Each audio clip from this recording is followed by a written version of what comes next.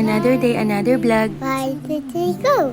Hi guys, Mommy. Oh my god. Ang sinasabi ng anak ko, nagpunta ako ng market. Namili ako ng mauulang for today at para sa mga susunod na araw. Tulog pa nga siya nang umalis ako, kaya kagaya ng dati, binilin ko muna siya sa neighbor friend ko. Binili ko nga siya ng suman pero ayaw niya, dati naman kinakain niya yan. Kaya no choice na naman ako kundi pagbigyan siya sa gusto niyang kainin. Nag-breakfast na rin nga ako ng mga oras na to dahil alam niyo naman lagi tayong busy kahit nasa bahay lang. Kaya hindi pwedeng may mabakanting oras dahil marami pang kailangan gawin. Sinubukan ko nga pala mag-voice over kahit gising yung anak ko. Kaya kung mapapansin niyo, may konting ingay sa background ko. Nakikiusap nga lang ako sa anak ko na tumahimik muna siya kapag gumagawa siya ng ingay. Nakikinig naman siya minsan at minsan hindi. Pero pasasaan ba matatapos din, tiyagain na lang. At nagsimula na nga ako mag-asikaso ng lunch. At pasintabi po sa mga mauumay, sinigang ulit. Pero this time, chicken ang isasahog ko. Nabanggit ko na nga po dati sa vlog ko na sinigang lang ang kinakain ng anak ko pagdating sa may sabaw na ulam. Sinusubukan ko rin naman siya patikimin ng ibang luto kagaya ng tinola, nilaga, pero inaayawan niya talaga. Kaya kahit nagsasawa ako sa lasa ng sinigang, wala akong choice. Tiyagain na lang at sarapan ng luto.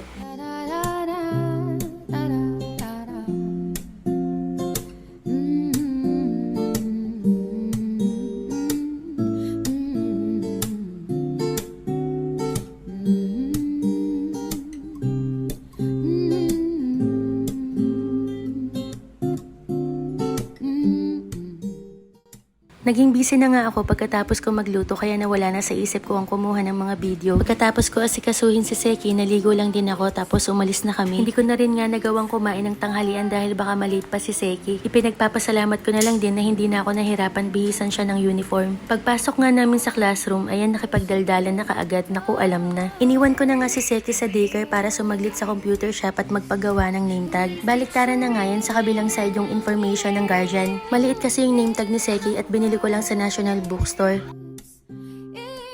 Pagkatapos ng 2 oras, pinalabas na yung mga bata. At dito na nga nagtatapos yung vlog ko for today's video.